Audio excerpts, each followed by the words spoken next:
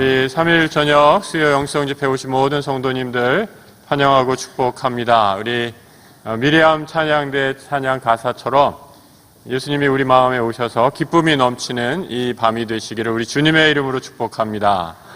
여러분 정말 기쁘신가요? 오늘 오랜만에 나오신 분도 있고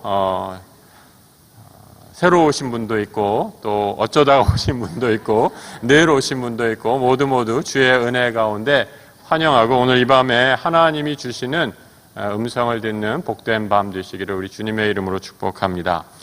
오늘은 사사기 13장에서부터 오늘 사사기 12번째 시간 사사들의 믿음을 따라서 제목이 구별되었으나 2% 모자른 삼손의 이야기를 함께 나누도록 하겠습니다.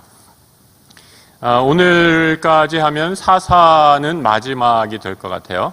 삼손이 사사기의 마지막 사사이기 때문입니다. 그리고 다음 주 정도에 이제 사사기의 이 뒷부분, 후반부로 이제 사사 이후의 시대들이 이야기가 나오는 것으로 진행이 됩니다. 오늘 삼손은 사사기에 사실은 거의 끝 무렵에 해당된다라고 이렇게 말씀을 드릴 수 있죠.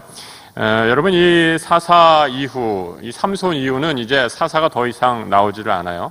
하나님의 영이 감동되어서 하나님이 사사로 부르시는데 삼손 이후에는 이제 딱 끊겨진다라는 거죠. 여기서 이제 굉장히 상징적인 또 의미가 있습니다. 삼손이 부름받은 기간이 40년을 삼손이 사사로 활동을 하게 됩니다. 그래서 우리가 오늘은 일부분만을 읽었지만 이 삼손의 이야기도 상당히 긴 분량을 사사 중에서 상당히 긴 분량을 갖고 있습니다. 3장에서 4장 정도 삼손의 이야기가 펼쳐지고 있는 것을 보게 됩니다.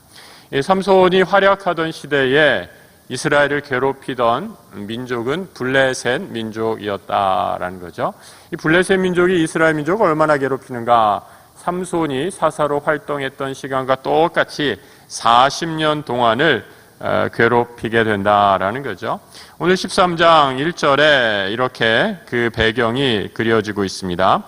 같이 한번 읽어보겠습니다. 이스라엘 자손이 다시 여호와의 목전에 악을 행하였으므로 여호와께서 그들을 40년 동안 블레셋 사람의 손에 넘겨주시니라. 여러분 사사 삼손이 다른 사사와 좀 차이가 벌써 있게 되죠.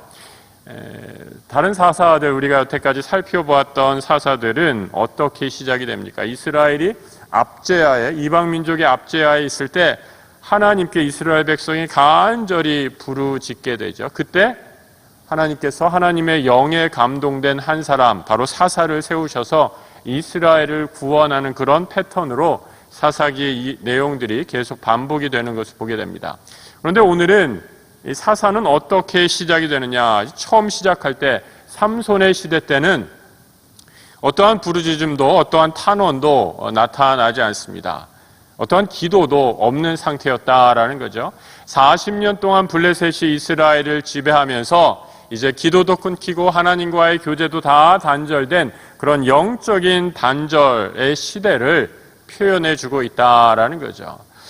여러분 우리가 세상의 죄와 성도가 세상과 그 죄에 동화되게 되면 어떤 일이 생기는가? 아무런 위기의식이 생기지 않게 되죠. 기도 안 해도 그것이 문제가 되는 줄 모르고 부르짖거나 하나님 앞에 와서 매달리는 그런 일도 없어져 버린다라는 겁니다. 하나님 없이도 이렇게 잘 살 수 있는데 라고 생각하면서 아무런 영적 위기를 느끼지 못하는 시대 가운데 처하게 된다라는 거죠. 이것이 바로 삼손이 활동했던 시대의 영적인 위기였다라고 말씀하고 있습니다. 여러분 이런 상황 가운데 하나님이 삼손을 부르시죠. 삼손이 아이를 낳지 못하는 한 가정에 태어나게 됩니다. 2절에 이렇게 얘기하고 있죠. 소라 땅 단지파의 가족 중에 마누아라 이름하는 자가 있더니 그의 아내가 임신하지 못함으로 출산하지 못하였다라고 이렇게 얘기합니다. 이스라엘 여러 자손들 중에 단지파, 이스라엘의 최북단 지역에 이 레셈이라는 지역에 살았던, 거주했던 지파입니다. 이 레셈이라는 지역이 나중에 단이라는 이름으로 바뀌어서 단지파가 그곳에 땅을 차지하고 머무르게 되죠. 이 단이라는 지역은, 그래서 북이스라엘은 블레셋과 가장 지리적으로 가까운 이 지파의 사람들이었습니다. 그러니 당연하게 블레셋의 영향을 가장 직간접적으로, 아니 직접적으로 많이 받을 수밖에 없는 그런 위치에 있었던 민족이었다라는 거죠. 여러분, 우리가 일제 36년 통치 지배를 받을 때 어떻게 됐습니까? 우리 말이 사라지고 결의 열이 사라지고 나라가 사라지지 않았습니까? 그런데 이 블레셋의 40년 통치를 받은 동안 블레셋에 거의 다 완전히 다 동화되어서 기도하는 것도 망각하게 되고 하나님께 부르짖는 것도 잊어버리게 되고 완전히 하나님을 떠난 사람이 되었다라고 이렇게 얘기합니다. 이때 하나님께서 한 임신하지 못하는 가정에 아이를 허락해 주셨다라는 겁니다. 3절에 이렇게 말씀하고 있어요. 여호와의 사자가 그 여인에게 나타나서 그에게 이르시되 보라, 내가 본래 임신하지 못함으로 출산하지 못하였으나 이제 임신하여 아들을 낳을 것이다. 여러분, 임신하지 못하리니 생명의 열매가 없는 상태입니다. 영적인 불임의 상태였다라고 이렇게 말씀드릴 수 있어요. 그런데 이 시기에 하나님께서 한 사람을 부르셔서 하나님의 구원의 역사를 시작해 가고 있는 거죠. 그 사람이 바로 마노아라는 사람이었고 이 가정에 삼손이 태어나게 되었다라는 겁니다. 여러분, 그런 의미에서 삼손은 아주 특별한 사사였음에 틀림이 없어요. 나면서부터 하나님의 태중에, 부모의 태중에서 부름을 받는, 요즘 말로 얘기하면 모태신앙에 해당되는 그런 배경을 갖고 있는 사람입니다. 하나님의 태에서 부름을 받아, 부모의 태중에서 부름을 받아서 나시린이라는 이름의 사람이 됩니다. 여러분, 나시린이다라는 말, 하나님께 바쳐진 사람이다라고 이렇게 말할 수 있어요. 이 나시린으로 태어나면 여러분, 그 부모가 특별히 서약을 해야 합니다. 특별히 어머니가 서약을 해야 하죠. 그 어머니가 해야 되는 것, 포도주와 독주를 입에 대서는 안 됩니다. 여러분, 우리가 생각하기에 그래, 뭐 술 마시지 말라라는 것으로 생각할 수 있겠구나, 이렇게 쉽게 생각할 수 있지만 여러분, 우리 문화와는 좀 다른 곳이에요. 이 팔레스타인 이스라엘의 문화는 포도주가 거의 음료와 같은 그런 수준의 음식입니다. 그런데 거기에서 포도주, 뭐 독주는 말할 것도 없죠. 포도주를 입에 대지 말고 살아야 한다라는 것은 굉장한 영적 경건, 훈련이 필요하다라는 거죠. 왜 그러느냐? 하나님께 부르심을 받은 나시린의 부모로 살아가려면 이런 영적인 결단, 절제의 생활을 하여야 한다라는 겁니다. 어머니가 해야 할 것, 포도주와 독주를 마시지 않는 것이었다면 나시린인 자녀 삼손이 해야 할 일이 있었어요. 그것은 무엇이냐? 머리를 자르면 안 된다라는 거예요. 이걸 자르는 게 아니라 목을 자르면 되는 게 아니라 머리카락을 자르지 말라라는 거죠. 여러분, 이 머리라는 것은 이스라엘 사람들에게 이 권위의 상징이었습니다. 왜 머리를 자르면 안 되는가? 이 권위의 상징이었는데 나시린의 권위는 어디에서 오는가? 바로 하늘로부터 하나님께서 따로 부름을 받아서 나시린의 권위가 내린다라고 생각하는 거죠. 그래서 이 권위의 상징인 머리에는 가위를 절대로 갖다 대지 말아라라는 율법의 규정을 따라서 삼손은 머리에 가위질을 한 번도 안 한 채로 자라나게 됐다라는 겁니다. 그래서 여러분이 이 삼손 이야기를 이렇게 들으시면 삼손에 대한 영화도 있고 뭐 여러 가지 이야기들, 우리가 주일학교 때 삼손의 이야기 많이 듣지 않습니까? 이 삼손이 나중에 힘을 잃게 되죠. 왜 힘을 잃나요?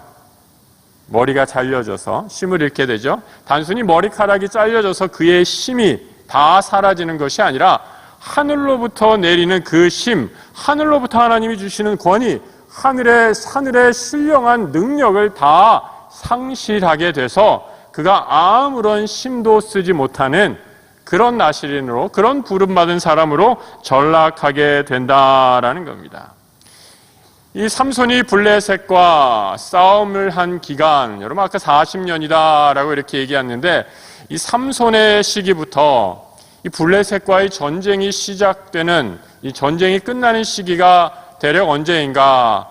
이 다윗 왕 때 블레셋의 손으로부터 완전히 이스라엘이 벗어나게 되거든요.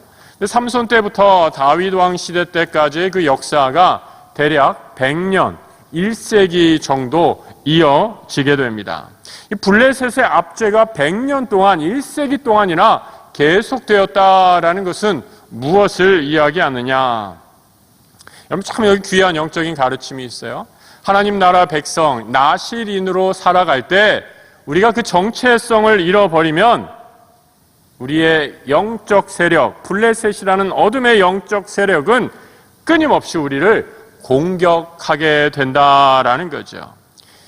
여러분 구약에서는 부름받은 거룩한 사람, 나실인 이렇게 불렀지만 신약에서는 우리 모든 사람, 그리스도인들이 왕 같은 제사장, 택함을 받은 족속이다라고 이렇게 베드로서에서 말씀해 주지 않습니까?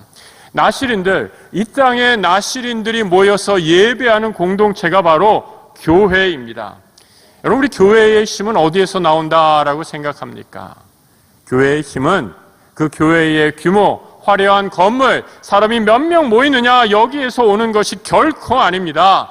교회의 힘은 하늘로부터 하늘의 권위로 하나님께서 주시는 교회의 머리 되시는 그 신령한 힘에 교회의 모든 힘이 거기서부터 출발하게 된다라는 거죠. 여러분 우리가 이 사실을 망각하게 되면 교회의 힘이 재물에서 오는 줄 착각하게 되고 사람들의 수에서 오는 줄 착각하게 되고 어떠한 화려한 외부적인 눈으로 드러나는 것에 교회에 참된 힘이 있는 줄 착각하게 되면 어떤 신세가 벌어지느냐?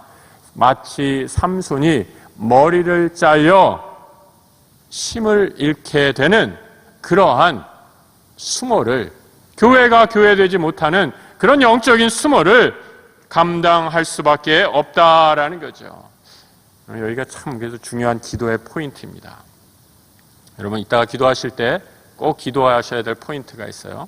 우리 수요 영성 예배는 그냥 말씀만 듣고 끝나시지 말고 이 자리에 오신 분들이 꼭 함께 기도의 제목을 같이 갖고 기도해 주셔야 합니다. 그것이 무엇이냐? 이 땅의 교회들이 교회되게 해 주십시오. 머리이신 예수 그리스도를 주로 모시고 교회의 정체성, 하나님 나라의 거룩한 나실인으로서의 정체성들을 교회와 이 땅의 성도들이 회복하게 해 주십시오라는 이 기도를 올려드리시게 되기를 부탁합니다. 여러분 예수님의 어머니 마리아에게 천사가 나타나 수태고지를 하듯이 이 삼손도 태어나면서 하나님 여호와의 사자로부터 수태고지를 받게 됩니다. 삼손의 아버지 마노아에게 내가 아들을 낳을 것이다 라고 이렇게 얘기하죠. 여러분 이 불임한 부부에게 자식이 있을 것이다 라는 그런 기쁜 소식이, 그보다 기쁜 소식이 어디 있을까요? 마노아가 이 귀한 복음의 소식을 듣게 되자 여호와의 사자에게 이렇게 묻습니다. 13장 17절 당신의 이름이 무엇입니까? 당신의 말씀이 이루어질 때에 우리가 당신을 존귀히 여기리이다. 여러분 마노아는 여호와의 사자를 보고도 이분이 누군지 전혀 알지를 못하죠. 하나님과의 영적인 관계가 끊어졌습니다. 여호와의 사자, 하나님의 말씀이 임하는데도 그 말씀을 말씀으로 분별하지 못하는 시기입니다. 영적인 눈이 어두워져 있습니다. 다만 그에게 좋은 소식, 아들이 내 태에 아들이 있을 것이다 라고 말씀하니 그 사람이 고맙고 감사해서 당신의 이름이 무엇입니까? 이름 좀 가르쳐 주십시오.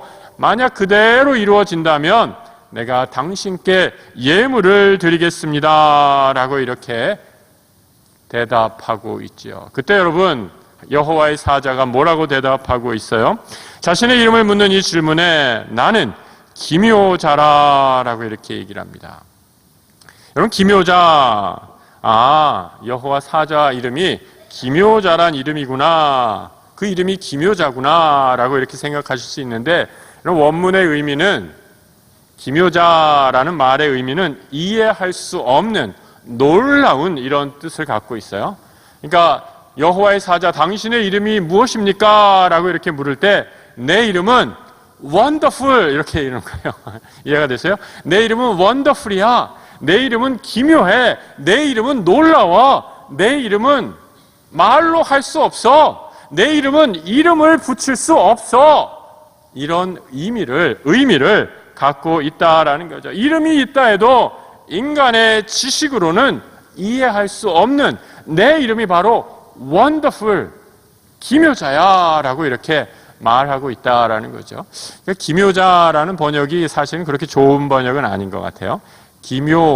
차라리 그냥 기묘라 이렇게 했으면 되는데 기묘자 이렇게 붙여놓으니까 천사의 이름이 기묘자구나 이렇게 생각하신다는 거예요. 근데 이 이름은 형용사예요. 분명히 명사가 아니라 Wonderful이라는 하나님의 이름은 놀라운이라는 이름으로 하나님의 천사가 답해주고 있다라는 겁니다. 여러분, 하나님의 역사 여러분의 삶에 어떻게 임하십니까? 정말 기묘하게 내 생각과 내 지식을 뛰어넘어서 하나님이 오늘 이 자리까지 여러분과 함께 하시지 않으셨습니까? 그래서 우리는 하나님이 행하신 놀라운 일을 찬양할 수밖에 없게 되는 거죠. 여러분과 하나님이 내 삶에서 행하신 일을 내 말로 도무지 생각해도 다 담을 수 없고 표현할 수 없기 때문에 하나님, 당신이 내 삶에서 행하신 일을 생각해 보니 다만 놀라울 따름입니다. 하나님, God is so wonderful 이렇게 고백할 수밖에 없는 것 아니겠습니까? 여러분, 이 가운데 앉아 계신 분 중에 하나님이 내가 계획한 대로 다 내가 이렇게 계획할 때 하나님이 다 그대로 이루어 주셔서 이 자리에 앉아 있어 이렇게 고백하시는 분 있습니까? 제 생각엔 아무도 없으리라 생각합니다. 하나님은 내 생각과 내 계획을 뛰어넘어서 하나님의 방식대로, 하지만 가장 좋은 방식으로 우리 한 사람 한 사람을 하나님의 뜻 가운데 인도해 주셔서 정말 기가 막히게 기묘하게 시편의 어떤 기도자의 고백처럼 신묘막측하게 다 헤아릴 수 없을 정도로 우리를 이 자리로 인도해 주신 하나님 아니십니까? 여호와의 사자가 누군지 그 이름이 몰라도 하나님의 사자는 마노아 부부를 결코 꾸짖지 않으시지요. 하나님의 놀라운 구원이 하나님으로부터 시작되기 때문입니다. 여러분, 우리가 착각하는 것 가운데 하나, 내가 하나님을 찾은 줄 착각하고 있어요. 세상에 여러 우리 현대인들이 갖고 있는 아주 위대한 착각 중에 하나가 자유시대, 자유 선택의 시대, 자유를 만끽하는 우리 시대에 살아보다 보니까 종교도 내가 선택한 것이지라고 생각하는 분들이 있습니다. 세상에 수많은 종교가 있는데 그중에 그래, 기독교가 제일 고상해 보이잖아.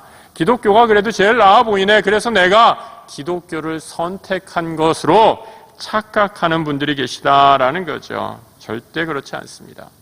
목사님, 나는 몇 대째 신앙인인데요. 내가 하나님을 찾아가기 전부터 나는 신앙인이었어요 라고 말하시는 분들이 있을지 모르지만, 여러분, 그런 무슨 의미인지는 알겠지만 사실 이것도 성경적이지도 않고 신학적이지도 않습니다.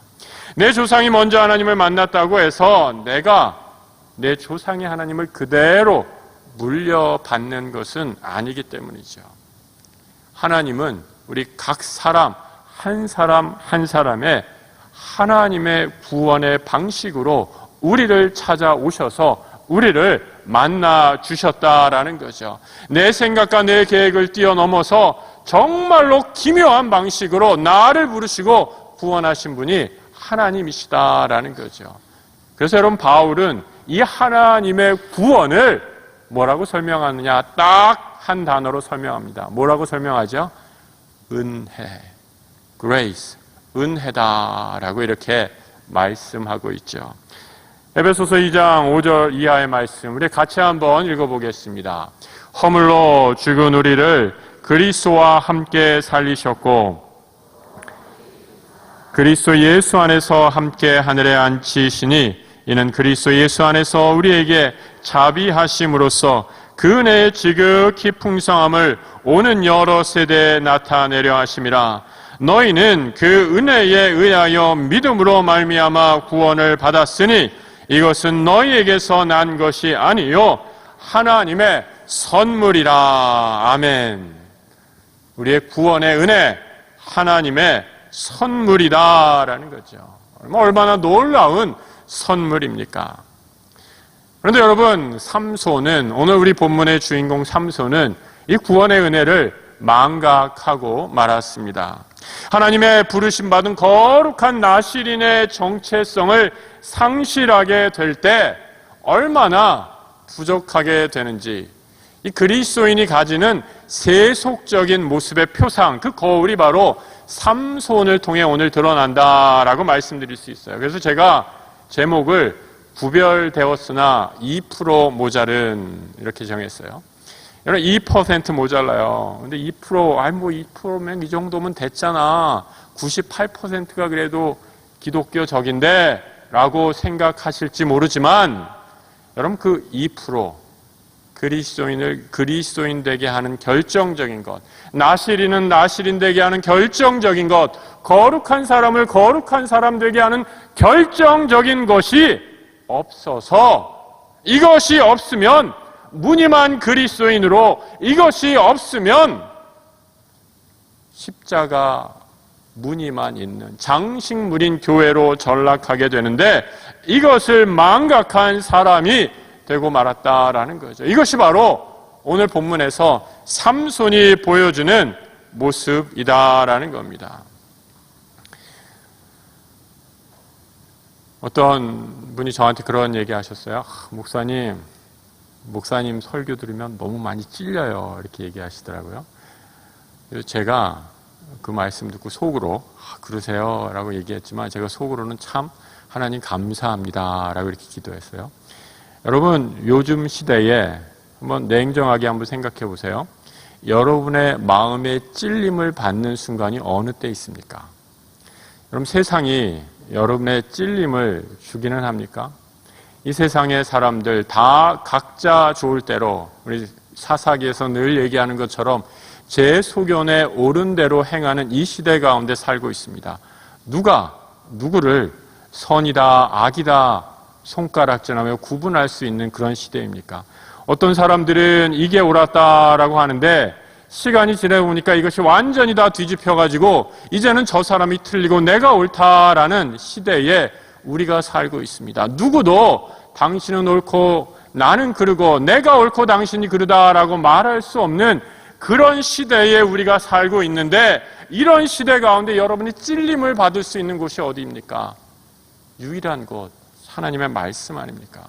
이 말씀에 그래서 찔림을 받는다라는 것, 여러분 우리의 영혼이 아직 살아있다는 의미입니다. 얼마나 감사한 일인지 모릅니다. 제가 여러분을 더 많이 찌를 수 있도록 기도해 주셔야 돼요. 그래서 우리의 양심이, 선한 믿음의 양심이 살아나 하나님 앞에 통회하고 부복하고 돌아오는 역사가 일어날 수 있도록 기도하셔야 합니다. 하나님께 멀어졌지만 부름받은 사람이 하나님 앞에 멀어져서 부르짖지도 않고 기도하지도 않는 영적인 어두움에 처해지게 됐을 때, 블레셋 사람과 이방인들과 어둠의 사람들과 세상 사람들과 아무런 차이가 없는 거룩한 모습을 상실한 그리스도인, 이 땅의 교회가 되었다면 이 세상을 어떻게 소망이 있다라고 말씀할 수 있겠습니까? 하나님의 말씀에 찔림을 받아 주께로 돌아오는 이 밤이 되시기를 우리 주님의 이름으로 축복합니다. 여러분, 삼손은 하나님의 신이 그를 감동했지만 그의 삶은 전혀 하나님의 거룩한 부르심에 응답되는 삶을 살지 못한 사람입니다. 삼손이 성인이 되어서 처음 한 것이 있어요. 오늘 본문에 따르면 이방 여인을 아내로 맞이하게 됩니다. 여러분, 이는 나실인에 대한 율법인 규정을 완전히 정면으로 어기는 것이죠. 나실인, 거룩한 사람이다, 하나님께 나면서부터 부름을 받았다라고 있었지만 이름만 나실인이었지, 그는 실상은 자기 마음대로 자기의 욕심에 이끌려, 이 정욕에 이끌려 살아가는 사람이었다라는 겁니다.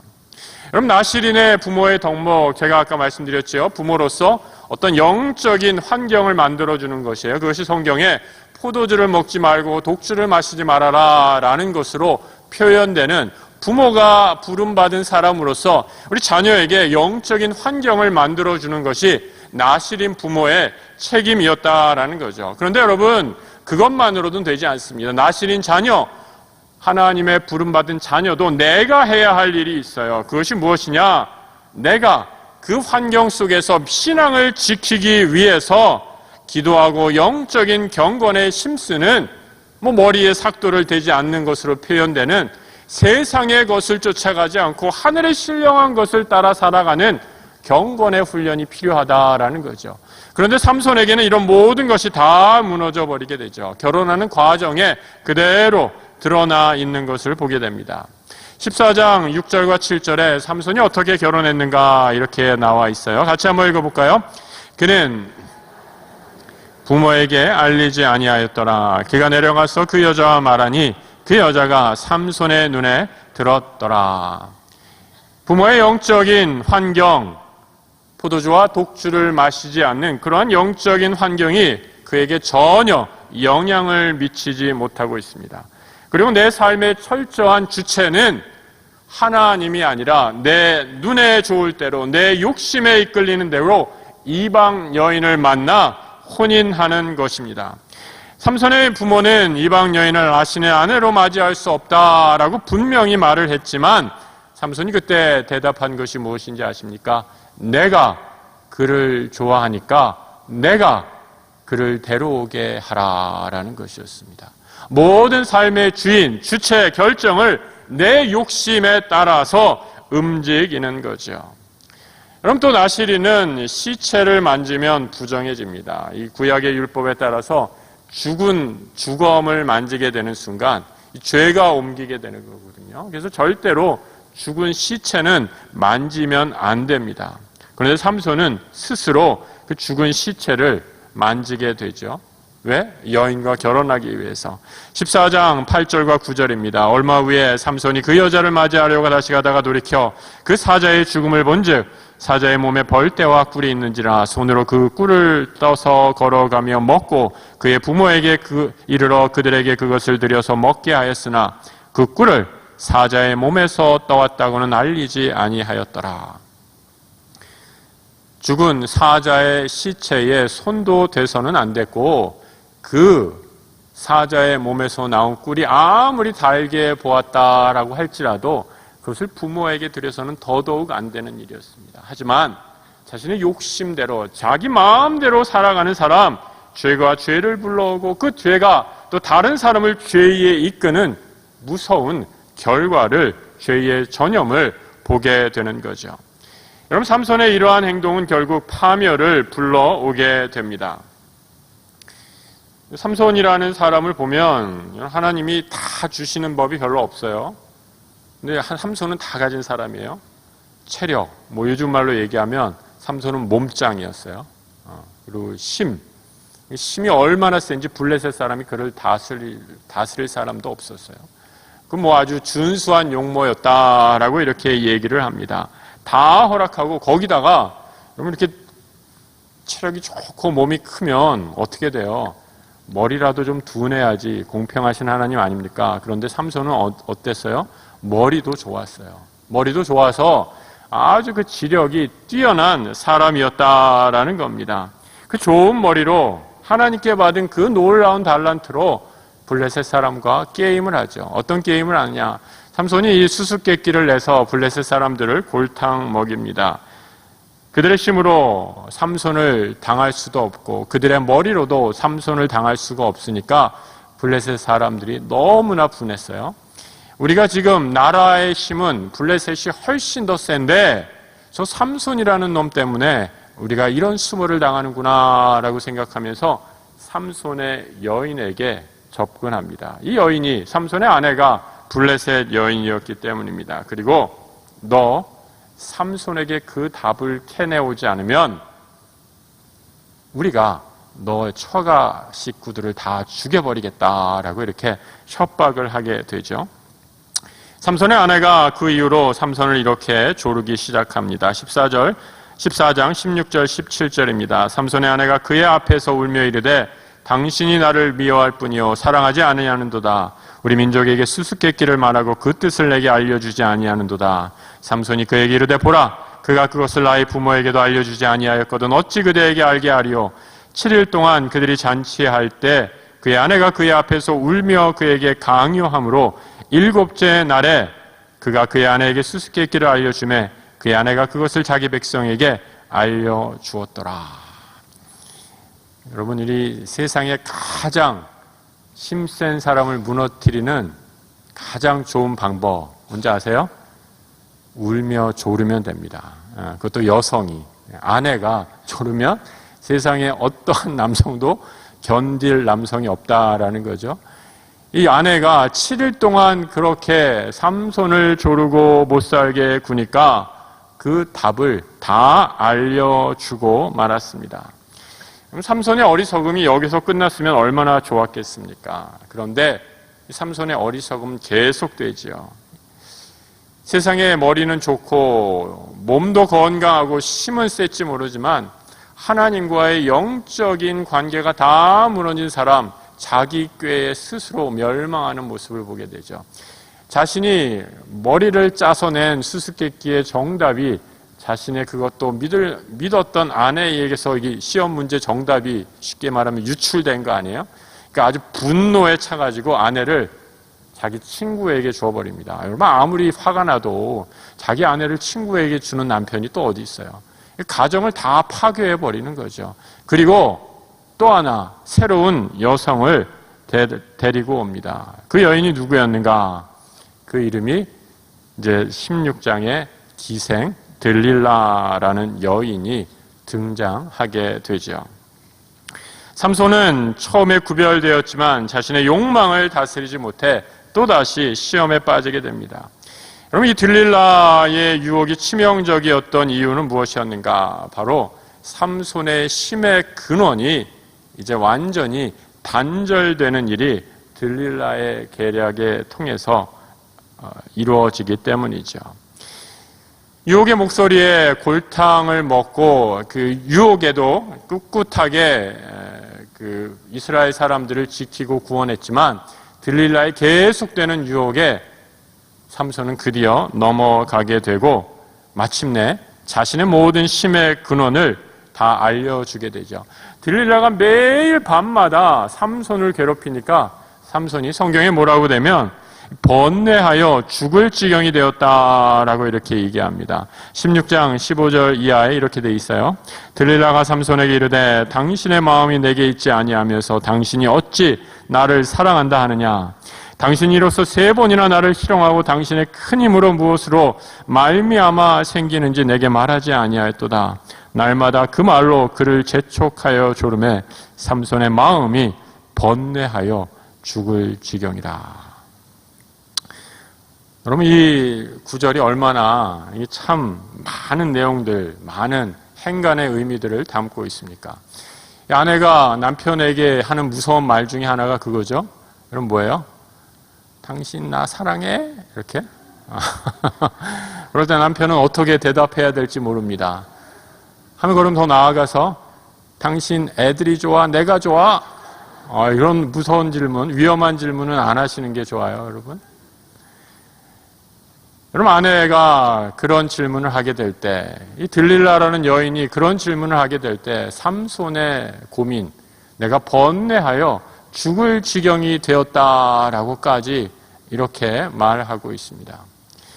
여러분, 삼손이 지혜로운 사람이었다면, 또 들릴라가 삼손을 정말 사랑했다면 이런 질문은 하진 않겠죠. 그리고 이런 질문을 했다 하더라도 그 부부의 관계가 깨어질 것이 무엇이 있겠습니까? 하지만 이 모든 것이 다 그 뒤에 사탄의 세력, 악한 세력들이 이 부부의 관계를 삼손을 통해서, 들릴라를 통해서 역사하게 되니 가정이 깨지고 민족이 깨지고 하나님의 백성이 무너지는 무서운 결과들이 일어나게 됩니다. 자기 마음대로 결혼하고 자기 마음대로 그 여인을 버렸던 삼손, 그리고 또 다른 여인을 찾아 헤매다가 유혹에 넘어가 하나님이 주신 힘의 근원까지 폭로하고 결국은 그 힘을 잃어버리게 된다라는 거죠. 저는 오늘 말씀을 준비하다가 아주 예전에 아주 오래된 책인데요. 이 고든 맥도날드 목사님이라는 분이 이런 책을 쓰신 게 생각이 났어요.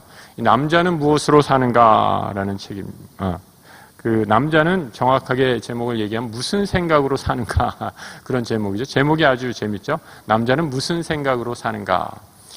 이분이 여기에서 이제 여러 가지 얘기를 하는데 그 발달 심리학 이론에 근거를 해서 남자들의 정서, 이 심리를 분석을 하고 있어요. 이 남자들은 어려서부터 여러분 어떻게 우리 남성들을 키우는 것은 누구입니까? 어머니시죠? 그래서 이 모성에 의해서 아주 친밀한 그 접촉, 그 애착 관계를 가지면서 성장을 하게 된다라는 거죠. 그런데 이제 남성들이 자라나게 되면서 어떻게 되느냐? 이게 사회나 여러 가지 교육, 환경으로부터 어떤 영향을 받게 되느냐?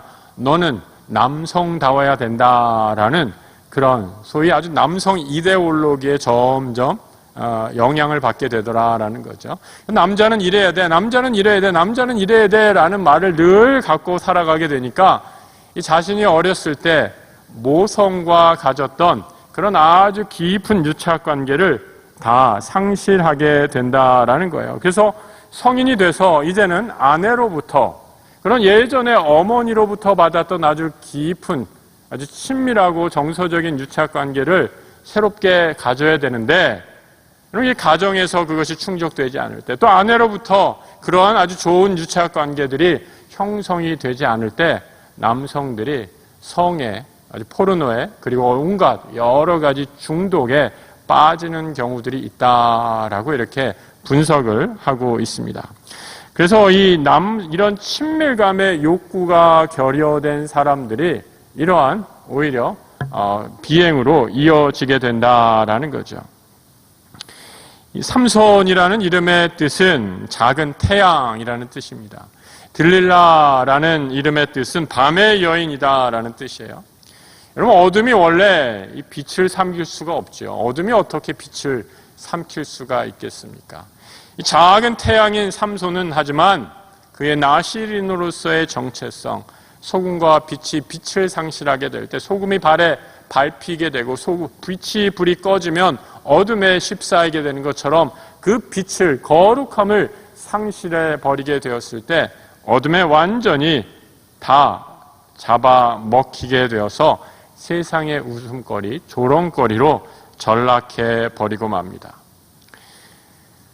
여러분 사실 들릴라로 대표되는 밤의 유호 그 뒤로 더 무서운 거대한 세력이 있습니다. 돈과 권력, 죄의 뿌리가 이 들릴라라는 여성을 통해 이 여인을 통해 드러나게 되는 거죠. 요즘에 유행하는 드라마가 있다고 그래요. 저는 한 번도 못 봤는데 무슨 캐슬이다라고 이렇게 얘기하는 드라마가 요즘에 아주 대박 고공행진 인기를 끌고 있다라고 합니다. 처음에는 우리나라 입시 문제를 다루는 드라마로 생각했는데 회가 거듭할수록 공포 드라마로 바뀌고 있다라고 그래요. 저도 못 봐서 무슨 내용인지 전혀 감각이 안 오는데 오늘 인터넷에 실린 기사 또 우리 목사님으로부터 들은 얘기를 종합해 보면 이 드라마의 내용은 인간의 욕망이 어디까지 갈 수 있는가라는 것을 아주 적나라하게 보여주는 그런 드라마라고 합니다. 죄악에 빠진 인간이 어디까지 갈 수 있는가? 인간의 죄의 노예, 밤의 노예가 되었을 때, 여러분 빛을 상실하게 되었을 때 인간은 이런 악한 모습으로 빛을 잃은 모습으로 세상의 조롱거리에 처하게 된다라는 거죠. 그럼 하나님은 이런 기가 막힌 어둠의 악이 지배하는 현실을 그대로 버려두지 않습니다.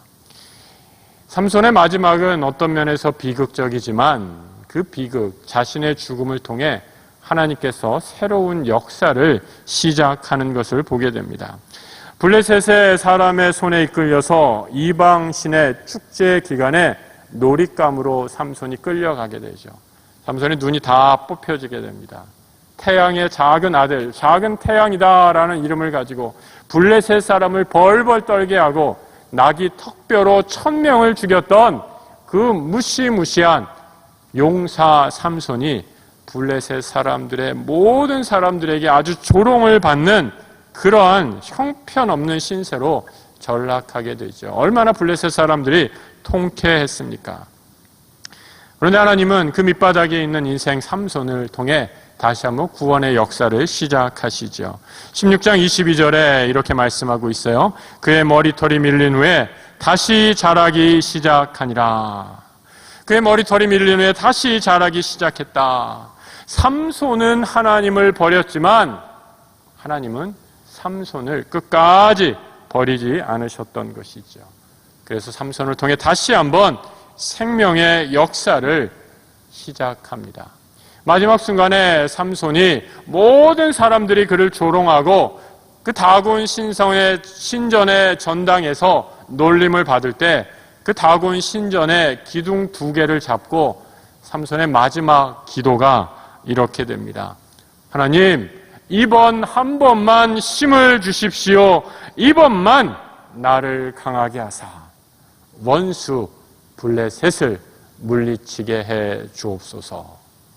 이 기도를 하나님이 응답해 주셔서 그 신전에 있던 모든 사람들 3,000명을 한꺼번에 즉사시키고 삼손이 살았을 때보다 블레셋을 무찌른 숫자가 더 많게 하시고 삼손을 통해 마지막으로 구원의 역사를 이루시는 것을 보게 됩니다. 여러분, 오늘 마지막 사사인 삼손의 이야기는 이렇게 끝납니다.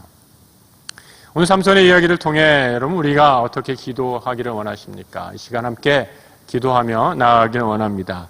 무엇을 기도하겠습니까? 여러분, 저는 오늘 2가지 기도 제목을 드리고자 합니다. 이 기도 제목을 가슴에 잘 새기시면서 함께 기도하시길 바랍니다. 하나님 나라, 하나님 백성으로서의 그 정체성을 잃어버리지 않게 해주십시오. 하나님, 내가 연약하여 쓰러질 때 하늘로부터 내리시는 거룩한 심 다시 허락해 주셔서 우리 주님 그 주신 힘으로 약한 세상 걸어갈 수 있는 힘을 허락해 주십시오. 이 시간 함께 기도하기를 원합니다.